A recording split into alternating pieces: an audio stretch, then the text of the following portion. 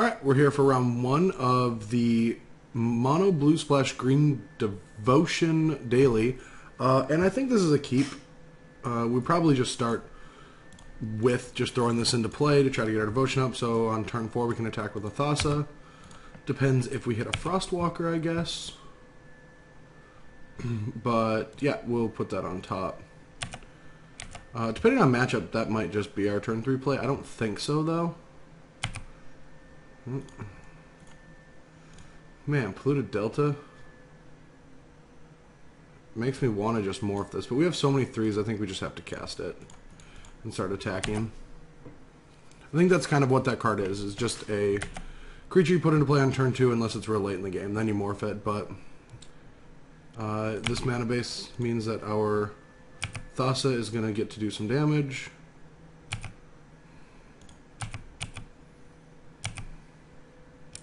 Or at least come into play.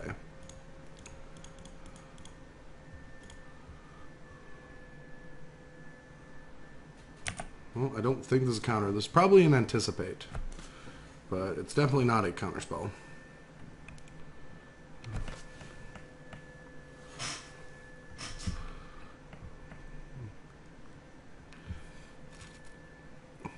Alright, so hopefully that Scry is going to help us out for the rest of this game. We're going to want to put our worst slow cards on the bottom. Our opponent, again, is not representing a way to do any damage. We'll put that on top. That seems like another awesome card to have. Let's just cast this guy with Blink Backup. And Crunch for 7. We're just making it look so easy.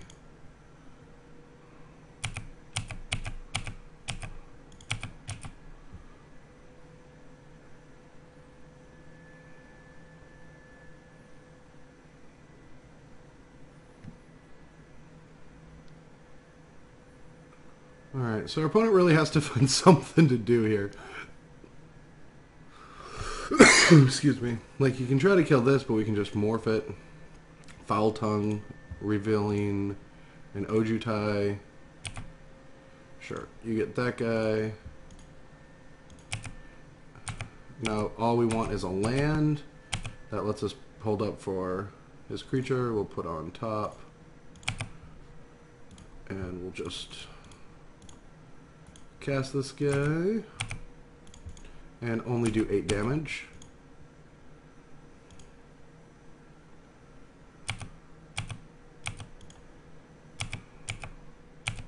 I guess if we played it morph, that means that nothing real bad would happen, but our opponent didn't play any land, so it's not really going to matter. We will flash this guy in and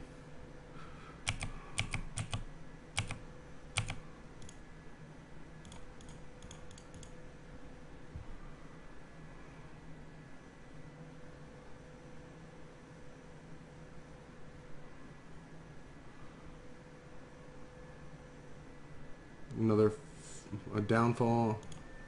Alright, well, we still have lethal. Nope. Put on bottom, draw, cast, then attack. Alright, so let's do some sideboarding. Now, I haven't played a ton with this deck, but I played enough to think that an Ethereal Ambush is good enough.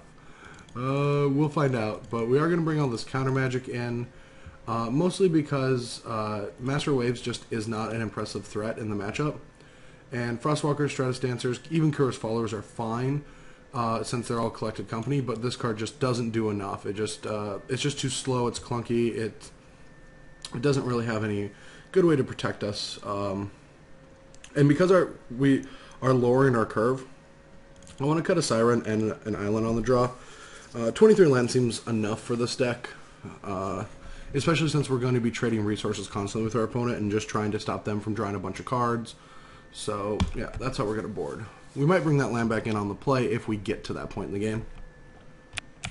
Alright, so our opponent kept 7. We'll keep, since we're able to at least put a Kura's Follower into play.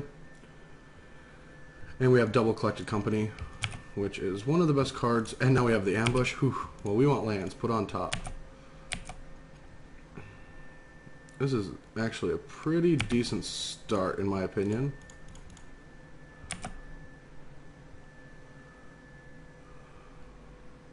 And yeah, I mean, this card looks weird, but hopefully it plays out well with all of our morphs, our disdainful strokes, our negates, our collected companies, our slumgars, sorcerers. It just feels like we're going to need access to more instant speed threats that justify holding instant speed spells. So,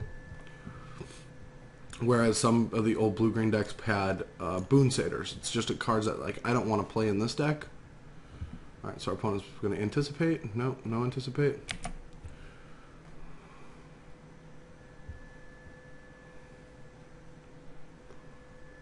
Alright, Haven, we are not. Let's try that again. Okay. We're not going to want to run into a counter. We're not going to attack with this because we're going to want to collected company.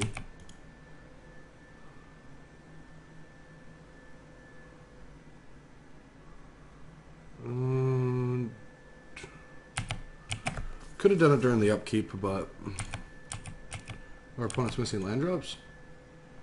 Alright, well, I'm not going to let him dissolve. If he's missing land drops, I want him to keep missing land drops.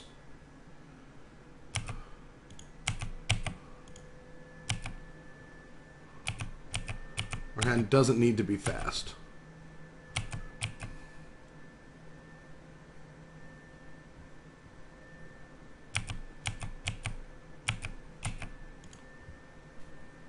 Alright, discard a what? Oh, an ultimate price, okay.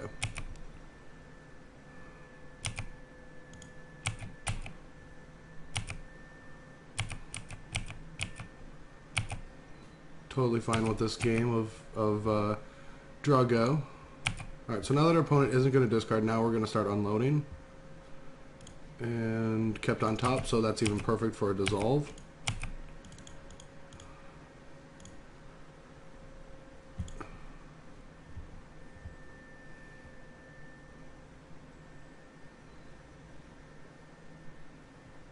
Alright, well now we get 2 threats in play. This might get ultimate priced, but we're fine with that.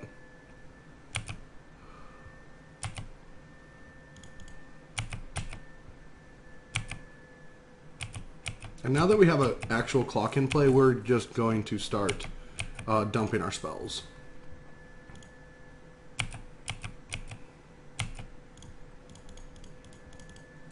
We need our opponent to start having to cast counter spells and removal spells each turn, and hoping that this clock is enough, along with our instant speed spells.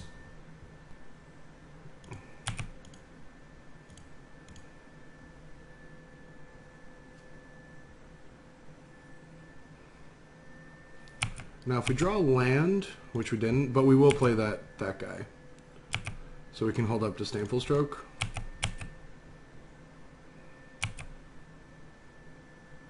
Yeah, our opponent can't take this.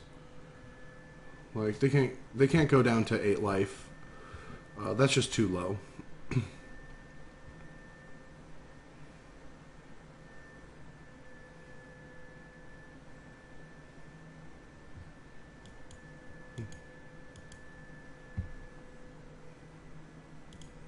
Alright, that makes the most sense. And we'll just pass the turn again.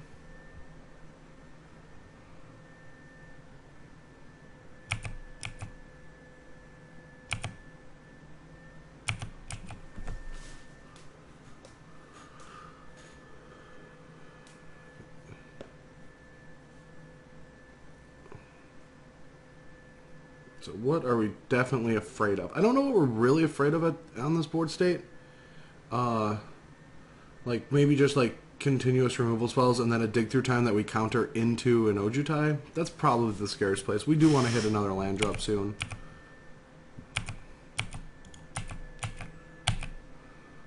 Or double Disdainful Stroke's not bad.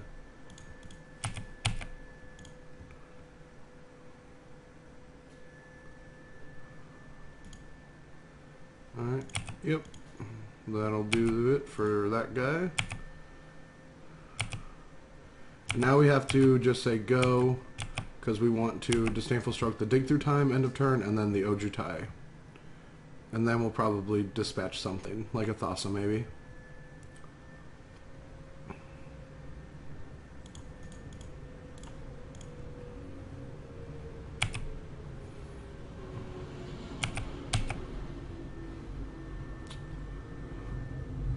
Hopefully there's not a counterspell to go with an Ojutai. That would be pretty bad for us.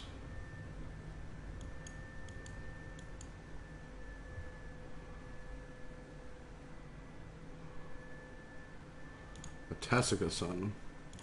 Still worth countering.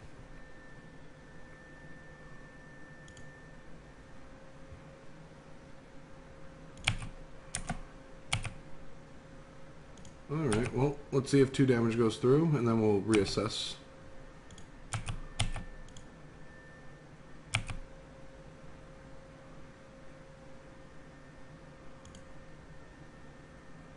Alright, well, there's nothing we can protect with our Collected Company, but I do think a main phase Collected Company isn't the worst here.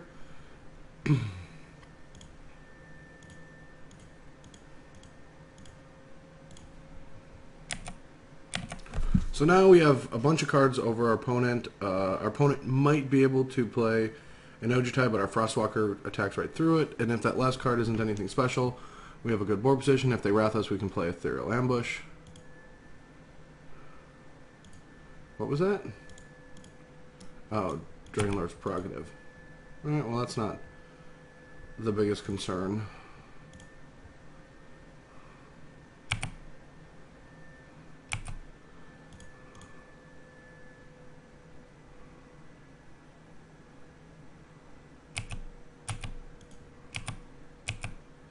I feel like just playing this next turn.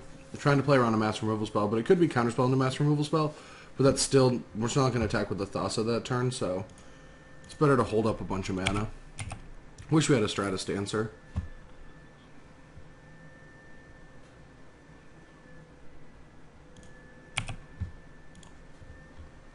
Alright, top.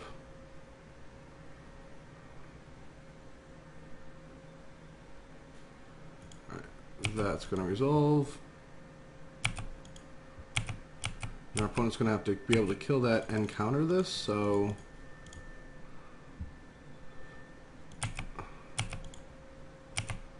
Alright, yep, that's the game. Alright, well, our opponent did get stuck on mana for game 2 a lot, and I think that had a lot to do with it, but...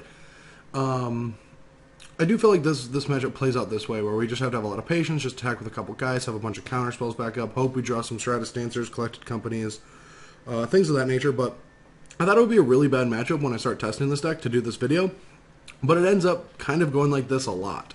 I don't know if that's an inexperience against this deck, or that it's just that powerful in the matchup, but it was shocking to me that a deck like Mono Blue without Bidance was able to have such a good chance against a deck that is so well established in the metagame already, and that's probably the reason why the deck did so well in the first place in Portland. But, alright, well, let's go see what happens in round 2.